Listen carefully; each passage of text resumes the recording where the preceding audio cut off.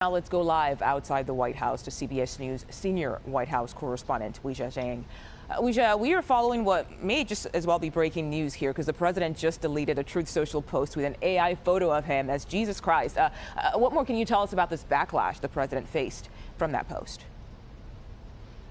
Well, after the president posted this, there was a flood of criticism from his very loyal supporters, from conservative influencers, that made clear that this was just going too far, and they were calling on him to take it down, which happened, but we have not heard from the White House yet. We specifically asked if this was deleted and asked for more details about the context of what the president meant when he posted it, because there was no words, no caption to go along with it.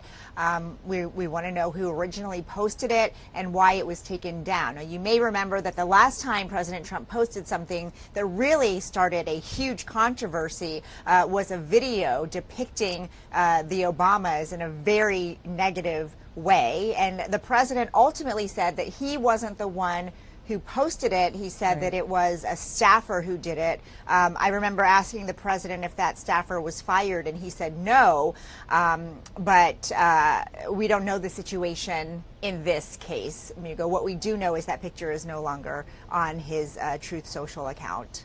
Okay. And Weijia, I want to talk to you about Iran. How is President Trump responding to not getting a deal done over the weekend? Does he believe this move to block the Strait of Hormuz will actually force them back to the table? Well, certainly that is the hope, that he continues to dial up the pressure on Iran to come back to the negotiating table. Vice President J.D. Vance, of course, was the one who led those talks in Pakistan that lasted for over 21 hours. And when he left, he said he was leaving having given Iran the, quote, best and final offer from the U.S., saying that that deal remains on the table and it's up to the Iranians to move next.